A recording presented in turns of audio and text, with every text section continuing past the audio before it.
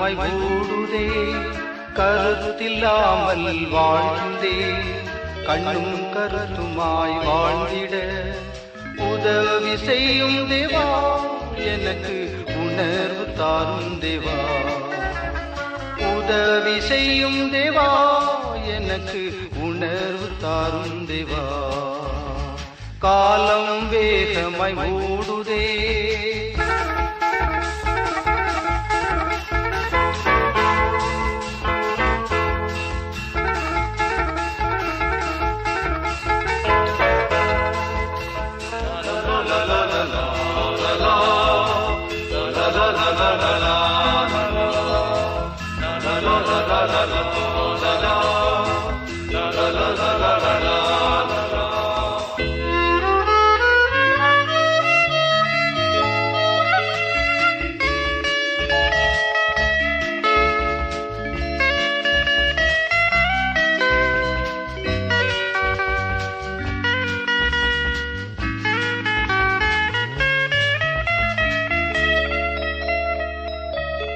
உள்ளத்தில் மாற்றம் தேவை, எனக்கு வெளிவேஷம் என்றும் வேண்டாம்.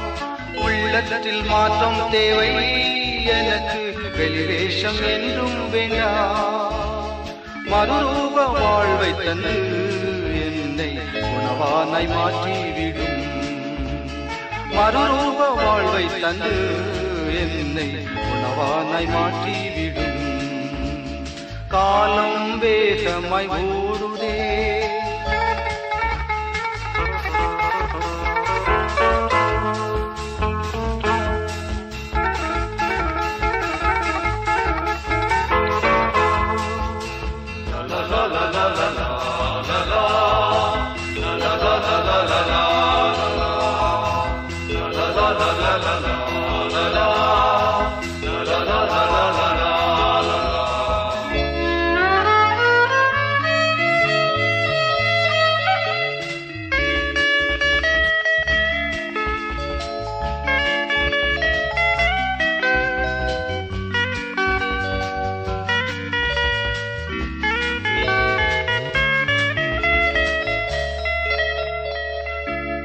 கல்வாரி காட்சி கண்டேன், அந்த காயங்கள் என்னால் என்றே. கல்வாரி காட்சி கண்டேன், அந்த காயங்கள் என்னால் என்றே. அன்பின் ஆழம் கண்டு அந்த அன்புக்கு அடிமை என்றே. அன்பின் ஆழம் கண்டு அந்த அன்புக்கு அடிமை என்றே. காலம் வேகமாய் ஓடுதே,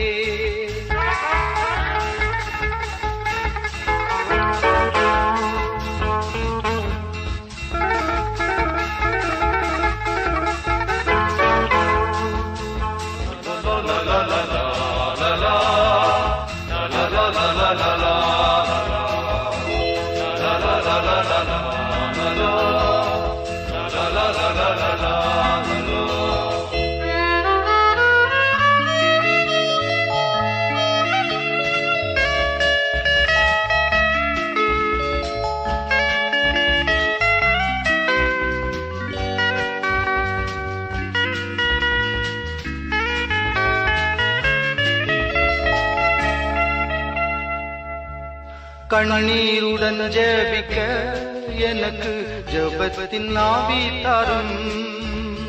கண்ணீருடன் ஜெபிக்க எனக்கு ஜெபத்தின் ஆவி தாரும். கிருபையின் காலம் இப்போதும் இயேசுவே அருள் கூர்ந்து எம்மை எழுப்பும். கிருபையின் காலம் இப்போதும் இயேசுவே அருள் கூர்ந்து எம்மை எழுப்பும். காலம் வேகமாய் ஓடுதே, கருத்தில்லாமல் வாழ்கின்றே, கண்ணும் கருத்துமாய் வாழ்ந்திட உதவி செய்யும் தேவா, எனக்கு உணர்வு தாரும் தேவா. உதவி செய்யும் தேவா, எனக்கு உணர்வு தாரும் தேவா. காலம் வேகமாய் ஓடுதே. இன்று அப்போஸ்தலனாகிய பரிசுத்த பேதுரு எழுதிய பொதுவான முதலாம் நிருபத்தை மிஷனரி சிந்தைக்கான நம்முடைய தியானத்திற்காக தேர்ந்தெடுத்திருக்கிறோம். இதன் பின்னணியில் சீமோன் பேதுரு எப்படிப்பட்ட ஆண்டவரின் அடியவராக இருந்தார் என்று நமக்கு நன்றாக தெரியும். ஆண்டவருடைய அழைப்புக்கு கீழ்ப்படிந்தவராய் துணிவை, தாழ்மையை, எளிமையை தூய்மையான விதத்தில் ஆண்டவர் தம்முடைய உயிர்த்தெழுதலுக்கு பின்பு அவரை வெகு வித்தியாசமான விதத்தில் ஆட்கொண்டதுனால மகத்தான ஒரு ஆசீர்வாதத்துக்கான அழைப்பை பெற்று தம்முடைய திருத்திட்டத்தை அப்போஸ்தலனாக நிறைவேற்றுகிறார். நிறைவேற்றி இருக்கும்போது இன்றைக்கு இந்த தலைமுறையில் வெகு அதிகமாக பேசப்படுகின்ற அந்த பகுதியாக 2ஆம் அதிகாரம் 1 பேதுரு 2ஆம் அதிகாரம் 9-10 வசனங்கள் மிக முக்கியமான வசனங்கள். நீங்களோ உங்களை அந்தகாரத்தினின்று தம்முடைய ஆச்சரியமான ஒளியினிடத்திற்கு வரவழைத்தவுடைய புண்ணியங்களை அறிவிக்கும்படிக்கு தெரிந்து கொள்ளப்பட்ட சந்ததி, ராஜரீகமான ஆசாரிய கூட்டம், பரிசுத்த ஜாதி, அவருக்கு சொந்தமான ஜனம். இவைகளை சொல்லிவிட்டு முன்னே நீங்கள் தேவனுடைய ஜனங்களாக இருக்கவில்லை, இப்போதோ கடவுளுடைய ஜனங்களாக இருக்கிறீர்கள். முன்னே நீங்கள் இரக்கம் பெறாதவர்களாக இருந்தீர்கள், இப்போதோ இரக்கம் பெற்றிருக்கிறீர்கள். ஆகையினால நீங்கள் அந்நியர்களாய், பரதேசிகளாய், உங்கள் ஆத்மாவுக்கு விரோதமாக போர் செய்கிற எல்லா மாமிச இச்சைகளை விட்டு விலகி கடவுளின் திட்டத்தில் கடவுளுடைய நாமத்தின் மகிமைக்காக நல் நடக்க உள்ளவர்களாக நடந்து கொள்ளுங்கள். இவைகள் தான் அவர் போதித்த மிக முக்கியமான இந்த போதனை. அவர் வாழ்ந்த அந்த எல்லை ஆசியா மைனர் என்று அப்போது அழைக்கப்பட்டது. இப்போது துருக்கி தேசம் என்று சொல்லப்படுகிறது. 5 பிராந்தியங்கள், ஆசியா மைனர் என்று அழைக்கப்பட்ட அந்த பிராந்தியங்களில் இந்த ஊழியத்தை நிறைவேற்றி மகா கடுமையான ரோமாபுரியின் உபத்திரவ நாட்களை அவர் சந்தித்தார். அப்படி உபத்திர நாட்களை சந்தித்ததை அப்போஸ்தலர் 5ஆம் அதிகாரம் 12ஆம் அதிகாரம் நமக்கு தெளிவுபட கூறுகிறது. அப்படி உபத்திரவங்களை சந்தித்த ஒரு மகா உத்தமனாய், பரிசுத்தவானாய், அவர்களுக்காக பாடுகளை ஏற்றவராய், அவருக்கு சிலுவையை தண்டனையாக தருவதாக தீர்மானித்தார்கள். அவரை பார்த்து சரித்திர குறிப்புகளில் கேட்கும்போது, இயேசுவை சிலுவையில் அடித்தது போல நான் அடிக்கப்படுவதற்கு பாத்திரன் அல்ல, ஆகினால தயை கூர்ந்து என்னை தலைகீழாக சிலுவையில் அடித்துக் கொள்ளுங்கள் என்று சொன்னார். தலைகீழாக அடித்ததுனால அவருடைய சரீரம் ஒரு எல்லையிலிருந்து இன்னொரு எல்லைக்கு இந்த கடிகாரத்தில் முள் சுத்துவது போல அங்கெங்கும் அலைந்தது. அப்போது இந்த எழுதப்பட்ட இந்த நிருபங்களை திரும்ப திரும்ப அவர் உச்சரித்ததாக சரித்திர ஆசிரியர்கள் சொல்லுவது நமக்கு மயிர் கூச்சரிக்க செய்வதாக இருக்கிறது. அப்படி சொல்லிவிட்டு அவர் ஸ்தாபித்த மிக முக்கியமான சபைகளில் அவருடைய விசுவாசத்தை காப்பதற்காக அவர் கற்றுக் கொடுத்த மிக முக்கியமான பிரமாணங்களில் மையம் இந்த பகுதி தான். உலகமெங்கும் இருக்கிற திருச்சபையின் மக்களை கடவுளின் திட்டத்தில் அவர்களுடைய விசுவாசிகளாக ஆக்குவதற்காக, விசுவாசிகளாக ஊழியம் செய்வதற்கு அழைப்பதற்காக இந்த பகுதியை கூறுகிறார். 2:9 நீங்களோ ஏன் தெரிந்து கொள்ளப்பட்ட விலையேற பெற்ற மூளைக்கல்லாகிய சியோனில் ஆண்டவர் வைத்திருப்பதனால அவர் மேல் விசுவாசமாய் இருக்கிற ஒவ்வொரு விசுவாசியும் கடவுளின் திட்டத்தில் ஊழியத்துக்காக பிரத்யேகப்படுத்தப்படுகிறார். ஒவ்வொரு வாலிபரும் அதற்காக ஆண்டவரின் திரு திட்டத்திற்காக ஒரு பொறுப்பு ஏற்கிறார்கள். அப்படி ஆண்டவரில் விசுவாசம் பெற்ற ஒவ்வொரு மனிதரும் விசுவாசியும் ஊழியம் செய்வதற்காக தெரிந்து கொள்ளப்பட்ட இனம் என்று அழைக்கிறார், சந்ததி என்று அழைக்கிறார், ஆசாரிய கூட்டம் என்று அவர்கள் இணைந்திருக்கிற சபையை அழைக்கிறார். ஆசாரியர் என்றால் பழைய ஏற்பாட்டின் காலத்தில் ஒருவர், பின்பு பிரதான ஆசாரியர், மக்கள் எல்லாரும் வெகு தூரத்தில் நிற்க வேண்டும். இப்போது புதிய ஏற்பாட்டு பார்வையில் ஆண்டவரால் தொடப்பட்டவர்கள், மூலைக்கல்லாகிய சீயோனிலே விசுவாசம் வைத்த அத்துணை பேரும் கடவுளின் ஆச்சரியமான ஒளிநிலத்திற்கு வரவழைவைக்கருடைய புண்ணியங்களை அறிவிப்பதற்காக அழைப்பு பெற்றவர்கள். எப்படி இருக்கு? எபிசி இருக்கு பவுலடியார் சொல்லி, நம்ம எல்லாரும் அவருடைய திருப்பணிக்காக தெரிந்து கொள்ளப்பட்டவர்கள் என்று, சுவிசேஷ வேலைக்காக, சபையின் பக்தி விருத்திக்காக என்று சொல்வதைப் போல இணைந்து அதற்கு ஒருபடி மேலாக ஆசாரிய பணிக்காக இந்த பேதுரு நம்மை அழைப்பதாக வசனம் கூறுகிறது. நாம் ஆசாரியர் என்றால் 2 காட்சி மிக முக்கியமான காட்சி. ஒன்று, கர்த்தருக்கு முன்பாக நிற்கிறோம், கடவுளுக்கு முன்பாக நிற்கிறோம், ஆண்டவருக்கு முன்பாக மண்டியிட்டு நிற்கிறோம். மன்றாடுவதற்காக ஆண்டவர் நம்மை அழைக்கிறார்.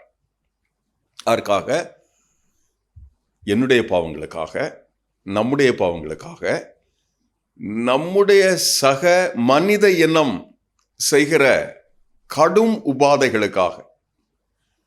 இன்றைக்கும் இஸ்ரேலில், பாலஸ்தீன எல்லையில், ஹமாஸ் எல்லையில், வெஸ்ட் பேங்கில் நடைபெறுகிற கொலைகளுக்காக கடவுளிடத்தில் சென்று மன்றாடுவதற்காக ஆண்டவர் அழைக்கிறார். இது ஆசாரியருடைய வேலை. ஆண்டவரின் கிருபையை பெற்றுக்கொண்ட நாம் இந்த கிருபைக்கு இன்னும் பங்கு பெறாத கடவுளுடைய பிள்ளைகளுக்கு ஆண்டவரின் மன்னிப்பை, ஆறுதலை, மனதுருக்கத்தை, ஆண்டவருக்காக முறையிட்டேன், ஆண்டவர் இந்த மன்னிப்பை அருளுகிறார், ஆறுதல் இருக்கிறார், அதை நற்செய்தியாக பகிர்ந்து கொள்ளுகிறோம் என்று சொல்வதற்காக மனிதர்களுக்கு முன்பாக வந்து ஆண்டவரின் அருளை, கிருபையை, இரக்கத்தை வந்து சொல்வதற்காக ஆசாரியர்களுக்கு ஆண்டவர் கிருபை தருகிறார். சமாதானம் உங்களுக்கு உண்டாவதாக, உங்கள் பாவங்கள் மன்னிக்கப்படுவதற்காக. இல்லை, தென்காசியிலிருந்து வடகாசி வரைக்கும் நம்முடைய மூதாதையர்கள் பாவ மன்னிப்புக்காக அலைந்து தெரிந்தார். இன்னமும் நம்முடைய இரத்தம் கலந்தவர்கள் அலைந்து தெரிகிறோம். ஒரு கோயில் விடாமல், ஒரு கலர் துணி விடாமல், கலர் கலராக கட்டி வண்ண வண்ணமாக இந்த கடவுள்களை தேடி தருகிறோம். அவைகளின் மத்தியில் இதோ இங்கே இருக்கிறது, எளிதாய் உள்ளூர நம்பினால், விசுவாசித்தால், கடவுளின் கிருபையால் இவைகளை நாம் நிறைவாக பெற்றுக்கொள்வோம் என்கிற பெரும் நம்பிக்கையை கடவுள் நமக்கு தருகிறார். அதை மன்னிப்பின் செய்தியாய், ஆண்டவரின் முறையீட்டை கடவுளின் பிள்ளைகளுக்கு, ராமேஸ்வரத்திலிருந்து கன்னியாகுமரி வரைக்கும் தமிழகத்தில், இல்லை வேளாங்கண்ணியிலிருந்து நாகூர் தர்கா வரைக்கும் கடவுளின் திட்டத்தை, கடவுளுடைய மன்னிப்பை பெறுவதற்காக மண்டியிட்டு முறையிட்டு நிற்கிற கடவுளுடைய பிள்ளைகளுக்கு ஆறுதல் தர, நற்செய்தியாய் தர, கடவுளின் திட்டத்தை செய்து நிறைவேற்றுவதற்காக, மனிதர்களுக்கு முன்பாக நிற்பதற்காக கடவுள் நம்மை அழைக்கிறார். 2 வேலை இல்லை. ஒன்று, கடவுளுக்கு முன்பாக நின்று மன்றாட, மனிதர்களுக்காக பரிந்து உரைக்க, பரிந்து பேச, விண்ணப்பிக்க. எப்படி நெகேமியா நின்றாரோ, எப்படி எஸ்ரா நின்றாரோ, எப்படி நாளாகமன் புத்தகத்தில் கடவுளுடைய பிள்ளைகளை, பழைய ஏற்பாட்டின் சம்பவங்கள் நமக்கு அவருடைய மன்னிப்புக்காக நின்றதை கூறுகிறதோ, நாட்டின் சுபிட்சத்துக்காக மக்களுக்கு கடவுளுக்கு முன்பாக நின்று மன்றாட, அந்த மற்றாட்டின் கிருபையை நாம் பெற்றபோது மன்னிப்பை பெற, முறையிட, நற்செய்தி கூற, ஆறுதல் பெற கடவுள் நமக்கு இந்த கிருபையை தருகிறார். அதற்காக இந்த 2 பணிகளை நாம் செய்யும் போது வசனம் கூறுகிறது. அதற்காக என்ன செய்யறாங்க பாருங்க. நீங்கள் முன்னே, நீங்களோ ஒரு ஏகாரம் இல்லையா, மற்றவர்கள் எப்படி இருந்தார்களோ தெரியாது, ஆனால் நீங்களோ உங்களை அந்த காலத்தில் நின்று தம்முடைய ஆச்சரியமான ஒளியிடத்திற்கு அவர் வரவழைத்ததுனால அந்த புண்ணியத்தை சொந்த ஜனமாய், இரக்கம் பெற்றவர்களாய், முடிவு சமீபம் என்பதை அறிந்தவர்களாய் சுத்தமான ஒரு வாழ்க்கை நெறிக்காக தீர்மானம் செய்து கொண்டவர்களாய், என்ன அழகான ஒரு பதில் பாருங்க, தேவனுடைய சித்தத்தின்படி பிழைக்கத்தக்கதாக பாவங்களை விட்டு ஓய்ந்திருக்கிறவர்களாக, அந்த காலத்தில் நாம் வாழ்கின்ற வாழ்க்கையிலே கொண்டு இருப்பதனால அல்ல, முடிவு சமீபமாக இருப்பதனால கடவுளின் திருத்திட்டத்தை இந்த பூமியிலே நிறைவேற்றி நாம் அவருடைய சொந்த ஜனமாய் இரக்கத்தை பெற்றுக்கொண்டவர்களாய், அவசியமான ஒரு வாழ்வு, அவசரமான ஒரு வாழ்வு என்ன, இந்த இரக்கத்தை இன்னும் பெற்றிராத மனிதர்களுக்கு தூய்மையான அவருடைய திட்டத்தை இந்த பூமியில செய்து நிறைவேற்றுவதற்காக ஆண்டவர் நம்மை அழைக்கிறார். அழைக்கும் போது அந்நியராய், பரதேசிகளாய், அறதேசிகளாய், பழைய ஏற்பாட்டின் இந்த பதங்கள் கடுமையான பதங்களாக இருக்கிறது. அந்நியர் என்றால் என்ன? இந்த பூமியின் காரியங்கள் நமக்கு பொருட்டல்ல. இந்த பூமிக்கு அப்பால் பரதேசிகளாய் அப்படின்னா இந்த தேசம் நமக்கு சொந்தமானதல்ல, இந்த மண் நமக்கு சொந்தமானதல்ல. அறதேசிகளாய், எதுக்கும் நாம தகுதி பெற்றவர்களாக இல்லை என்று அப்படி அந்நியர்களாய் இந்த பூமியிலே தான், நமக்கு ஆண்டவர் தந்த குடும்பத்திலே தான், நமக்கு ஆண்டவர் தந்திருக்கிற பூமியில் தான், மண்ணில் தான், அது நமக்கு சொந்தம் அல்ல. இதற்கு அப்பால் இருக்கிற ஒரு பெரும் பூமி, ஒரு திட்டம், ஆண்டவருடைய சித்தம் இருக்கிறது என்று சொல்லி அந்த திட்டத்துக்காக வாழ்வதற்காக நாம் நம்மை பரிசுத்தமாக்கப்பட்டவர்களாக வாழ்வதற்காக கர்த்தர் அழைக்கிறார். ஆண்டின் துவக்கத்திலேயே வாழுகின்ற விசுவாச குடும்பமாய், விசுவாசிகளாய், சபையாய், ஊழியங்களாய், இயக்கங்களாய் கடவுளின் திட்டத்தை இந்த பூமியில நிறைவேற்றுவதற்கு விசுவாசிகளாக இணைந்து செய்வதற்கு ஆண்டவர் நம்மை அழைக்கிறார். அவருடைய பரிசுத்தம் என்ன? என்னை பரிசுத்தமாக்குகிற பரிசுத்தம். நான் எப்பேற்பட்டவனாக இருந்தாலும் சரி, 1000 தலைமுறைக்கு இறங்குகிறவர், ஒரு சாபம் இல்லாமல் என்னை அவருடைய திரு திட்டத்திற்கு அவரை நம்பி அவருக்கு என்னை கையளிக்கும் போது என்னை சுத்தமாக்குகிறவர். ஒரு நாள் சன் டிவியில் வந்த செய்தியை கேட்டுக்கொண்டிருந்தேன். அதில் குறிப்பிட்ட ஒரு கோயிலுக்குள்ளாக பெங்களூரில் இருக்கிற ஒரு நடிகை நுழைந்து விட்டார். அந்த கோயில்களுக்குள்ளாக இளம் பெண்கள், எல்லா விதமான எத்தகைய பெண்களாக இருந்தாலும் போக முடியாது. அக்ராகரத்துக்குள்ளாக, அந்த கருவறைக்குள்ளாக, அந்த தெய்வம் வைக்கப்பட்டிருக்கிற இடத்துக்குள்ளாக போகக்கூடாது. அங்கிருந்த அந்த பூஜாரிகள் பிரபலமான நடிகை வருவதை பார்ப்பதில்லை, இதை கோட்டை விட்டார். உள்ளே நுழைந்தார், அவர் செய்ய வேண்டிய வேலைகளை செய்துவிட்டு பயணமானார். ஆனால் அந்த தெய்வம் தீட்டுப்பட்டது என்று சொல்லப்பட்டது.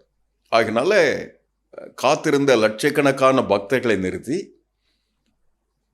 அத்தனையோ லட்சம் ரூபாய்களை செலவு செய்து அந்த தீட்டுப்பட்ட தெய்வத்தை சுத்தம் செய்து அவர் நுழைந்திருந்த எல்லைகளை பரிசுத்தம் செய்து மீண்டும் பக்தர்களுக்கு அனுமதித்தார். ஆனால் நாம் இப்போது பேசுகின்ற இந்த கடவுளின் பரிசுத்தம் என்ன தெரியுமா?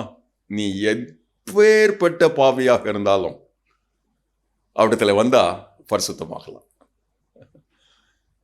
அவருடைய அன்பு உன்னை, உன் பாவத்தை அப்படியே சுட்டரித்து அவருடைய திரு இரத்தத்தினாலே கழுவி அவருடைய மேன்மையான அவருடைய திட்டத்திற்காக என்னை பிரகாசமாக்குகிறது.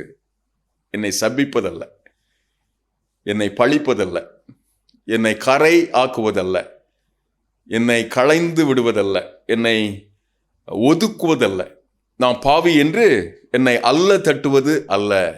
கடவுளின் திட்டத்தில் கடவுளின் சித்தத்தை இந்த பூமியில நிறைவேற்றுவதற்காக என்னை பரிசுத்தமாக்குவது, அந்த பெரும் கிருபையை ஆண்டவர் இந்த பேதுருவின் நிருபத்தின் மூலமாக 1ஆம் நிருபத்தில் நமக்கு கட்டளையிடுகிறார். அதன் விளைவாக பாருங்க என்ன நடக்கிறது என்று.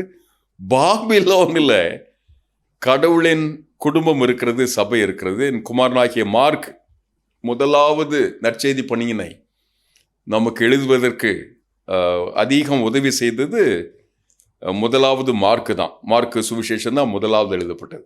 அவர் இவருடைய உடன் அடியவராக ஊழியத்திற்கு புறப்பட்டு வருகிறார். அப்படி ஆண்டவரின் பெரும் திட்டத்தை இந்த பூமியில நிறைவேற்றுகின்ற ஒப்பு கொடுத்தலுக்காக பேதுரு என்கிற இந்த அழகு பரிசுத்தவான் நம்மை அழைக்கிறார். சிமன் பேதுருவாய் துடி துடிப்பாக இருந்த அந்த இளைஞன் அவருடைய உள் அரங்கில் ஒரு சின்ன கோர் குரூப்பில் வாழ்ந்து கொண்டிருந்த ஒரு இளம் சீஷர் கடவுளின் திருத்திட்டத்தில் அப்போஸ்தலராகி உலக அரங்கிற்கு 5 பிராந்தியங்களிலே ஆசியா மைனர் என்று அழைக்கப்பட்ட அந்த தேசத்தில் கடவுளின் திருச்சபையை ஸ்தாபித்து மகத்தான கட்டளையை இன்று நமக்கு தருகிறார். நீங்களோ உங்களை அந்தகாரத்தினின்று தம்முடைய ஆச்சரியமான ஒளியினிடத்திற்கு வரவழைத்துடைய புண்ணியங்களை அறிவிக்கும்படிக்கு தெரிந்து கொள்ளப்பட்ட சந்ததி, ராஜரீகமான ஆசாரிய கூட்டம், பரிசுத்த ஜாதி, அவருக்கென்று நீங்கள் தெரிந்து கொள்ளப்பட்ட அவருடைய சொந்த ஜனம். அப்படி வாழ்வதற்கு இங்கே ஒரு மிஷனரி பணி காத்திருக்கிறது, தேசம் காத்திருக்கிறது, மாவட்டங்கள் காத்திருக்கிறது, 2500 இனங்கள் காத்திருக்கிறது, ஒரு 2000 தாலுகாக்களில் சினர்ஜி இந்தியா மிஷன் என்கிற இந்த மிஷனரி இயக்கம் அவர்களுடைய எண்ணங்களில் உண்டான முதல் தலைமுறை இளைஞர்களை கொண்டு எஞ்சியிருக்க அவருடைய இளைஞர்களை சந்திக்கும் மகா பெரிய அந்த பொறுப்பினை செய்து நிறைவேற்றுவதற்காக நம்மை அழைக்கிறது. அந்த பெரும் திட்டத்திற்காக தெரிந்து கொள்ளப்பட்ட சந்ததியாய், ஆசாரியராய், கடவுளுக்கு முன் மன்றாட, மனிதருக்கு முன் நின்று அவர்களுக்கு இந்த மன்னிப்பை அருள, ஆறுதல் அருள, நற்செய்தி தர, சொந்த ஜனமாய், இரக்கம் பெற்றவர்களாய், பரிசுத்த ஜாதியாய் ஆண்டவர் நம்மை அழைக்கிறார். ஆண்டவரின் நிறைவான கிருபை நம்மை சந்திப்பதாக. ஜெபம் செய்வோம். பரமதகப்பனே, இந்த வசனங்களுக்காக நன்றி. உம்முடைய பரிசுத்த கிருபை விசுவாசத்தினால எங்களை அந்த பரிசுத்த ஜாதியாய் அழைப்பதற்காக நன்றி. உம்முடைய திருத்திட்டத்தை எங்கள் தேசத்தில் இந்த தூய்மைக்காய் இயங்குகின்ற எங்களவர்கள், எங்கள் தேசத்தவர்கள், எங்கள் இனத்தவர்கள், எஞ்சி எங்களுடைய குடும்பங்களில் இந்த கிருபைக்கு இன்னும் வர தாயங்குகிறவர்கள் திரள் திரளாய் உம்முடைய கிருபையை பெற்றுக்கொள்ள மன்றாடுகிறோம். அவளுக்கு இந்த கிருபையை தருவதற்கு எங்களுக்கு கிருபை தார், சொல்லித்தார். இயேசுவின் நாமத்தில் தாழ்மையாய் ஜெபிக்கிறோம் நல்ல பிதாவே.